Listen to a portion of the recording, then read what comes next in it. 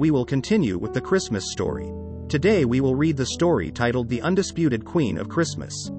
It was so terribly cold. Snow was falling, and it was almost dark. What a terrible time to forget where she had parked her car, Liz thought as she looked around. The mall parking lot was as full as she had ever seen it, even for 2 days before Christmas. She was sure she'd gone in through Macy's, but when she walked back out, her little green Mercury Topaz was not among the hundreds of lightly dusted hulks in the lot. She was getting tired and was shifting her bags every few minutes. Then it hit her. She must have entered the mall on the other side of the complex. Damn. What a rookie mistake for the Undisputed Queen of Christmas to make. She really didn't have time for this. Her breath puffed out in a frosty fog and the bunion on her right foot was beginning to complain. Bunions, it appeared, didn't like the cold. She looked back at the concrete behemoth, its lights beckoning her. There were magic doors that opened when they saw you coming, and warm air, and maybe even a chair to rest in for a minute. She trudged in that direction. All around her, shoppers were scurrying to their cars, getting in, and heading to their comfortable homes, not noticing her at all. She needed to get to her home, too. There were pies to bake, 1 pumpkin and 1 pecan, with the nuts from the tree in their yard that they had picked up together, and gifts to wrap. The kids would be coming in tomorrow for the holiday. As the Undisputed Queen of Christmas, she had certain responsibilities and obligations. The family was counting on her to make the holidays perfect. She really didn't have time to wander around in a cold parking lot. After several arduous minutes, she limped through the door that opened magically for her and gratefully stepped into the warm inside air. There were chairs, too, thank goodness, right here in the shoe department. Liz sank into the nearest one and decided if anyone approached her, she'd pretend she was going to buy a pair of shoes. She wasn't really tired, she was thinking about shoes. She caught her breath through her chapped lips and noticed how terribly dry her mouth was. She set her bags down on the floor beside her and rummaged through her pocketbook for a peppermint. What time might it be? She'd headed to the car about 5 to have time to get home and start dinner and get the pies going. She looked around for a clock. My goodness. 6:20. Paul would be worried. She was never this late. And the preparations were way behind schedule. The Undisputed Queen of Christmas crown was teetering a bit, as Paul had said that one year she had forgotten to buy eggnog. She huddled into herself, collecting her energy for the walk through the store and then out to her car, and in a few minutes, though she fought it, she fell into a light sleep, dreaming of the children's faces as they put the finishing touches on the tree and what fun they'd have making gingerbread men and decorating sugar cookies. They made the biggest mess ever, but they had so much fun. She didn't mind that her usually impeccable kitchen got totally wrecked and she'd find colored sugar in odd places for weeks afterward. The Undisputed Queen of Christmas knew that the memories they were making were the important thing. Suddenly the sound of a commotion woke her, a rather large crowd of frantic people hurrying by. Some of them had papers in their hands and were handing them out to the shoppers. A man put one in her hand and kept going. My goodness, it was a picture of Grandma Lizzie. It said that Grandma Lizzie was missing at the mall. Well, that did not make any sense at all. Liz's grandma, whom she was named after, had died at 85 3 years ago on Liz's 37th birthday. Why would anyone think she was at the mall? It couldn't be a joke. No one would make a joke about someone's dead grandma, at least not so close to Christmas, with everybody being so busy with preparations. Something weird was going on. She needed to set this straight. These people had made an awful mistake. And if it was a joke, it certainly wasn't funny. She reached out to touch the sleeve of a young woman who was walking by, to explain the mistake, to let them know Grandma Lizzie wasn't at the mall. She was at the First Baptist Church Cemetery down on Holloman Street. She started to speak, and the woman looked at her and her eyes widened. Without giving Liz a chance to explain anything, she shouted, "I've got her. She's here." And then the pandemonium began.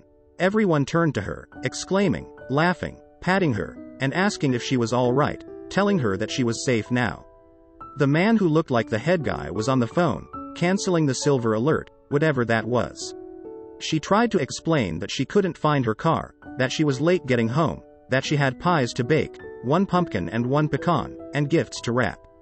The kids would be there tomorrow. And then another lady was there, hugging her and exclaiming, crying, and apologizing. Wait. She knew this lady. What was her name? Margie. Margie from the Oaks. The Oaks nursing home, where she lived. Where she had lived for a good long time now. Because the kids were grown and gone. The grandchildren had their own children and no one really needed her help to do Christmas anymore. They bought their pumpkin and pecan pies at the grocery. They would come and get her in the morning on Christmas Day, and they would have fun and sing some songs and take some pictures and eat grocery store pies and talk about how they didn't compare to the ones she used to make, and they would be sure to get her back to the home before dark. The undisputed Queen of Christmas had been retired. So the picture was her, then. Did she really look like that? That old, wrinkled, slightly frail face was hers? The face she had thought so beautiful on her beloved grandmother was her face now? How did that happen? Had she been so busy making pies and raising children that she hadn't realized how quickly the time was going? It went too fast. She closed her mouth and then her eyes and let Margie put her in a wheelchair that one of the mall people brought and take her to the day out van for the trip back to the Oaks. Everyone on the bus was excited, happy, patting her and laughing for their happy ending. They hadn't seen so much excitement since Henry Ledger dropped his false teeth right onto Miss Louise Baker's smiling face as he dipped her at the old-timers sock hop back in May. Liz slumped down in the wheelchair. She was suddenly very tired, maybe as tired as she'd ever been. It had been quite a day. Fine, then. She'd go back to the Oaks and get a good night's rest. In the morning, she'd go home and bake the pies, one pumpkin and one pecan, with the nuts from the tree in their yard that they had picked up together, and wrap the gifts. The undisputed Queen of Christmas had certain responsibilities and obligations. The family was counting on her to make the holidays perfect. God will bless you. We will continue with the Christmas story. Today we will read the story titled The Little Match Girl Retold. It was so terribly cold. Snow was falling and it was almost dark. A little girl sat shivering as near as she could get to the front of the grocer's shop. The grocer sometimes gave her hot chocolate to drink, but not today as his wife was helping tend to the many last-minute shoppers at the store. She believed the little match girl lowered the tone of their shop and so did not encourage her to linger. Hana could not help her appearance as she only had the one set of clothes. They were well and truly threadbare and offered no insulation against freezing snow and ice.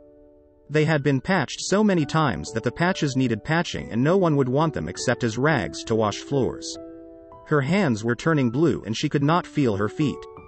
The holes in the soles of her shoes had allowed water to gather and turn to ice. Once, when her grandmother was alive, she always had a warm coat, stout boots and knitted gloves to ward off the cold. Trying to be brave, she sent a plea to her grandmother. "Why did you leave me? I know you would help me if you were here." She was trying hard not to cry as her tears would turn to ice and she would be even more uncomfortable. The smell of roasting goose sauerkraut and boiled potatoes wafted around in the air and the growling in her stomach reminded Hana that she had not eaten that day. What was waiting for her at home?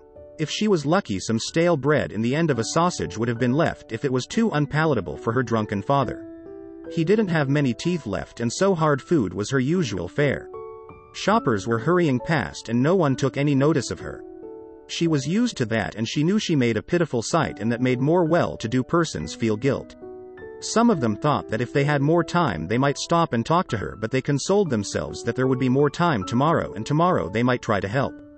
Unfortunately, there was little anyone could do as most of the townsfolk were aware of her father's bad temper and knew it was only sensible to steer clear of him and his daughter.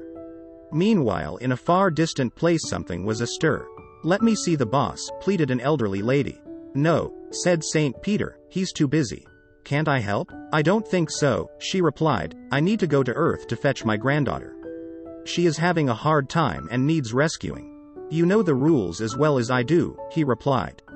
"You cannot interfere with a person's earthly stay. People who have elected to be born must stay for their allotted time.